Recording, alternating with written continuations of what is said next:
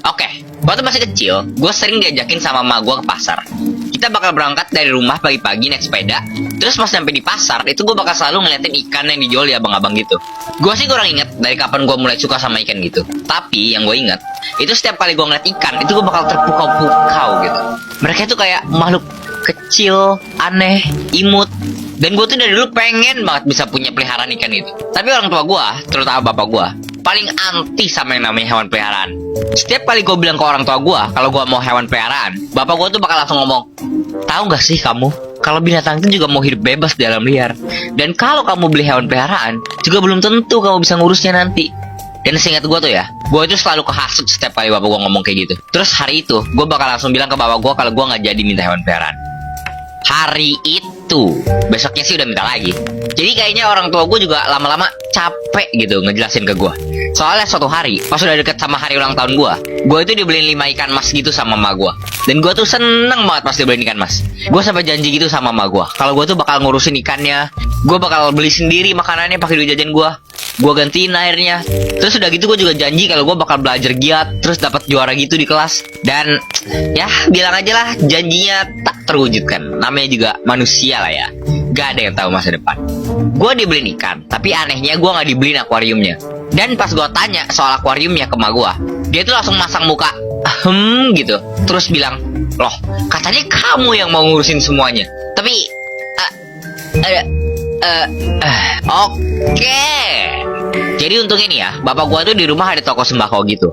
Nah, gua bisa pakai toples abon ayam yang gede gitu buat jadiin akuarium sementara buat ikan mas gua, sama gua nabung buat beli akuarium asli. Jadi meskipun gua sekarang udah punya ikan dan tempat ikan yang seenggaknya ya layak lah ya, orang tua gua itu masih nggak mau ngebeliin gua ikan lagi. Mereka bilang kalau mereka tuh mau ngeliat dulu gimana gua ngurus ikan yang gua punya sekarang. Dan gua tuh ya dalam hati itu udah kayak, cih, apakah ini sebuah tantangan? Jadi kalian pikir cuma karena gue masih anak SD, gue gak bisa ngurusin ikan mas? Hah, saking sukanya sama ikan tuh ya, gue tuh udah hampir setiap hari tau gak baca buku tentang ikan dan makhluk air di perpustakaan sekolah. Mungkin pengetahuan gue itu udah setara ilmuwan. Jadi besoknya 2 ikannya mati. Dan gue tuh benar-benar sedih banget guys. 2 ikannya itu gue kubur di dekat teras rumah. Dan habis pemakamannya itu orang tua gue, mereka gak ngomong apa-apa sih, tapi muka yang mereka pasang itu udah kayak berkata, kan udah dibilangin toh. Dan habis 2 ikannya itu mati, 3 ikan mas sisanya sebenarnya itu bisa tahan sampai 5 harian. Dan habis itu akhirnya mereka pun satu-satu mati. Gua bingung banget anjir, pada mati kenapa coba? Waktu itu pas SD gue belum ada internet, jadi gue gak bisa nyari di Google kenapa ikan gue pada mati. Terus setelah gue gagal membuktikan ke orang tua gue kalau gue gak bisa ngurus 5 ekor ikan, gue bener-bener gak dibolehin miara apapun di rumah sampai gue sakit. Itu tuh sekitar pas gue kelas 3 SMK. Waktu itu baru naik ke kelas 3-nya. Gue pernah bikin video soal pas gue sakit ini. Dan di video itu gue pernah bilang, sebelum penyakit gue itu ketahuan apa, orang tua gue itu ngebawa gue ke pengobatan alternatif gajah gitu. Dan sebenarnya abis yang kaki gue dipijit sakit banget itu, gue dianterin lagi ke tukang pijit lain. Cuma bedanya, yang ini itu abis gue dipijit sakit-sakitan. Dan jelas dong, gue bilang ke dia kalau gue tuh masih ngerasa sakit. Dia cuman kayak ngangguk-nganggukin kepala, terus bilang kalau sumber sakit gue itu karena gue menahan-nahan sesuatu secara emosional. Dan gue itu harus ngebiarin semua itu keluar. Dan oke, gue itu bener-bener gak percaya sama hal-hal mistis gak jelas kayak gitu. Dan momen ini, itu salah satu alasan gue jadi bener-bener gak percaya sama pengobatan-pengobatan alternatif gak jelas gini. Dan kenyataannya juga, pas gue sampai di dokter spesialis, gue itu sakitnya karena TBC tulang belakang, bukan gara-gara gue nahan emosi gue. Dan gue tuh hampir lumpuh, tau gak? Kalau seandainya gue dengerin pengobatan alternatif gak jelasnya, mungkin sekarang gue udah gak bisa jalan. Jadi kalau kalian sakit, apalagi kalau sakitnya parah, itu mendingan langsung ke dokter aja. Gak usah dengerin orang-orang yang ngaku-ngaku bisa nyembuhin kalian pakai batu-batu ajaib sambil baca-baca mantra gak jelas gitu guys. Soalnya mereka itu cuma penipu yang cuma mau ngambil duit itu doang. Oke, sampai mana tadi gue?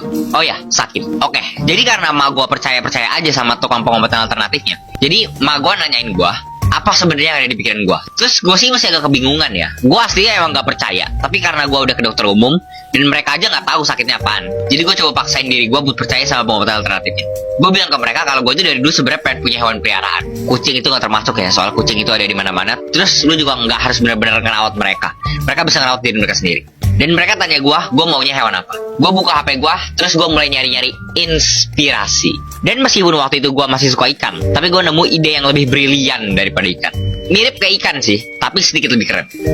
Kura-kura. Waktu itu, meskipun sakit, tapi gue masih bisa jalan. Jadi mak gue nganterin gue ke pasar, naik motor, buat beli kura-kuranya. Gue beli 2 supaya kura-kuranya gak kesepian. Meskipun mereka itu bukan makhluk sosial, jadi sebenarnya mereka itu gak butuh teman. Tapi tetap aja lebih enak kalau misalnya ada 2. Dan gue pakai duit tabungan gue buat beli akuariumnya. Terus gue juga ada rencana buat nambahin ikan-ikan kecil gitu buat kura-kuranya nanti. Dan pas nyampe di rumah, gue buka internet buat ngecek spesies kura-kura gue.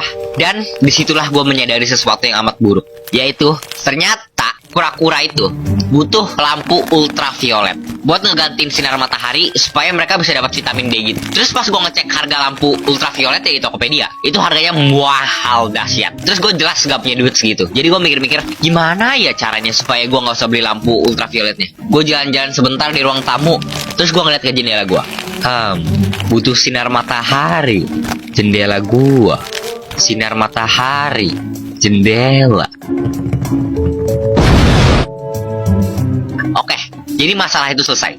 Tapi sayangnya beberapa minggu ke depan itu gue nggak bisa ngeliat kura-kura gue. Soalnya sakit gue jadi parah, gue nggak bisa jalan, dan akhirnya gue harus dioperasi di rumah sakit. Dan abis gue pulih, terus pulang dari rumah sakit, itu kura-kura gue tuh udah gede banget. Pas gue beli itu mereka ukurannya cuma kayak seukuran jempol gitu, tapi sekarang udah seukuran telapak tangan. Dan selama gue sakit juga, orang tua gue itu yang ngejagain kura-kura gue.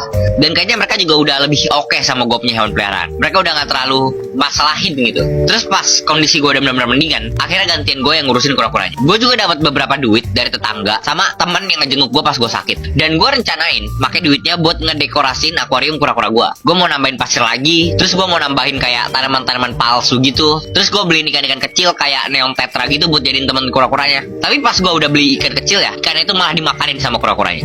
Jadi ya siklus alam lah ya. Oke, satu hal terakhir.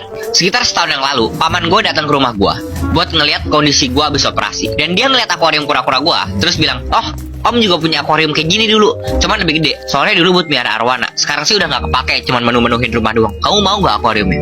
Yes, yes, yes, yes. Yes. Jadi sekitar 2 bulanan setelah itu, paman gue datang lagi ke rumah gue buat bawa akuariumnya. Dan akuariumnya tuh gede banget. Kayak sih ukurannya lebih dari 1 meter. Tapi gue nggak tahu seberapa pasti ya, soalnya gue juga malas ngukurinnya. Awalnya sih akuariumnya pengen gue pakai buat mindahin kura-kuranya. Tapi nanti gue masih mindahin meja sama lemari gitu. Soalnya meja yang di dekat jendela itu terlalu kecil buat akuarium yang ini. Jadi karena gue masih ada sisa duit dari temen dan saudara gue, dan orang tua gue juga sekarang kayaknya udah jauh lebih oke gitu sama gue punya hewan peliharaan. Jadi gue mikir gue mau coba miara ikan predator.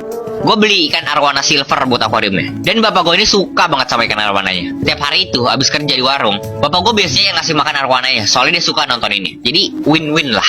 Gue sih kayaknya gak bakal nambahin hewan peliharaan lagi sih. Pas kecil itu gue maunya miara ikan sebanyak-banyaknya, bikin kolam kalau bisa. Tapi sekarang karena udah kuliah, rasanya udah banyak tanggung jawab dan kerjaan juga. Jadi takutnya gak sempat ngurusnya aja kalau banyak-banyak. Ya udah, itu aja yang mau gue omongin. Makasih yang udah nonton.